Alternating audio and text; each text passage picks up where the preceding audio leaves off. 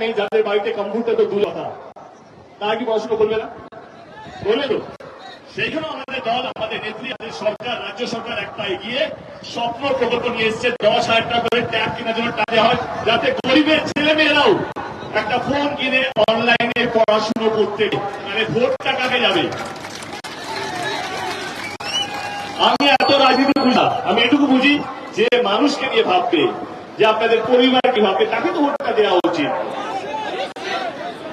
আগে এই গরমে, আবার স্টুডেন্টদের নিয়ে বলছি, এই গরমে কিছু বছর আগে অবধি ছেলে মেয়েরা পায়ে হেঁটে স্কুলে, আমাদের সরকার সুনিশ্চিত করেছে প্রত্যেকটা ছাত্র ছাত্রী তার সাইকেল নিয়ে বা স্কুলে যাবে সবুজ সাথীর মাধ্যমে। তাহলে ভোটটা কোথায় যাবে? যে বাচ্চাদেরকে নিয়ে ভাবে, যে স্টুডেন্টদেরকে নিয়ে ভাবে। এবারে গরিবের ছেলেমেয়েরাও স্বপ্ন দেখে ডাক্তার হওয়ার, ইয়ে হওয়ার, কিন্তু তাদের কাছে অত পয়সা নেই প্রাইভেট ইনস্টিটিউশনে গিয়ে অ্যাডমিশন নেবার।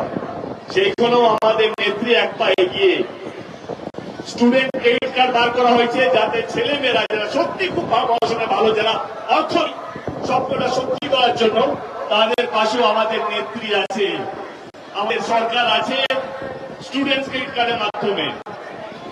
তাহলে আপনারা কোন ভোটটা খাবেন? আমি একটা কথা মিথ্যা বলিনি, একটা কথা যেই প্রকল্পটা আসবে বলে বলিনি, যেই প্রকল্পটা চলছে, যেই প্রকল্পটা আজকে থেকে নয় বছরকে চলছে, সেই প্রকল্পেরই কথা বলছি। তাহলে ভোটটা কাটে যাওয়া উচিত। সেখানে কোথা গ্রাম এলো, কোথা থেকে লাইন এলো, সেইটা দরকার নেই। আমার ঘরটা ভালো আছে কি নেই, আমার বাবা মা ভালো আছে কি নেই, আমার ছেলেমেয়েরা ভালো আছে কি নেই, সে হিন্দু হোক বা মুসলিম হোক বা যে কোনো কমিউনিটির হোক, এইটাই হওয়া উচিত নির্বাচনের। কারণ আমরা ভালো আছি কি নেই, আমার ধর্মটা কি, সেই ভারতীয়, এটাই সবচেয়ে বেশি ইম্পর্টেন্ট। ভারতের প্রত্যেকটা মানুষের অধিকার আছে, কিন্তু আজকে ধর্ম নিয়ে জ্ঞান শেখানো হচ্ছে যে হিন্দুরা বাজারে কেন যায়। আপনারা জানেন যে আজমের শরীফে কতজন হিন্দু যায়, শিরডির সাই বাবায় কতগুলো মুসলিম যায়। এইটাই হচ্ছে কথা। ধর্মের বিষ আমাদের সবাইকে মিশে খাই দেওয়া, বলা হচ্ছে এইটাই নির্বাচনের মুদ্রা। না, নির্বাচনের মুদ্রা হওয়া উচিত, নির্বাচনের ইস্যু হওয়া উচিত উন্নয়ন। যে মানুষকে ভালো লাগবে, কে কতটা ভালো লাগবে। যদি এইটা নিয়ে নির্বাচন হয়, সব বন্ধ করে আমাদের সরকার 100 ধাপ এগিয়ে যে কোনো রাজ্য সরকার আমাদের দেশের মধ্যে। এবার কথা দিয়ে কথা রাখা। আমরা কেন্দ্র সরকারকে 10 বছর ধরে দেখছি, ভোটের আগে আমি আমার উৎসব আছে ওরাওকে ছোট বড় করছে না, যেইগুলো তারাই বলেছে সেই কথাগুলি আপনারা রাখবো। তারা অনেক কথাই দিয়েছেন কেন্দ্র সরকার, কখনো বলেছেন 15 লক্ষ টাকা, কখনো বলেছেন এইটা করবো, কখনো বলেছেন ওইটা করবো। ভোট নিয়েছেন, দিতেওছেন এবং চলে গেছে।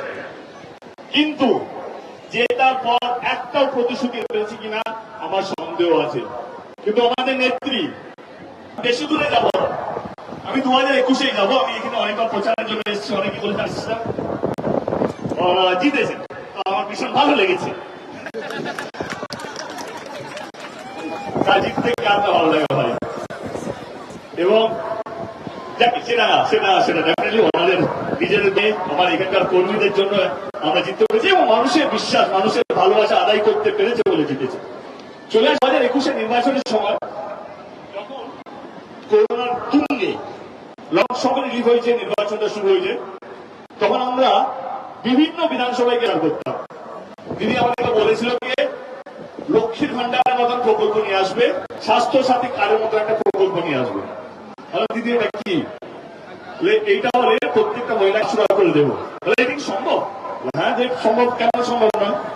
2021 নির্বাচনে আমরা 215টা সিট নিয়ে জিতেছি। মানে প্রথমবার বাংলায় তৃণমূল কংগ্রেস 200 পার করেছিল, শুধুমাত্র আপনাদের জন্য, আপনাদের ভালোবাসার জন্য, এবং আপনারা বিশ্বাস করেছেন বলে।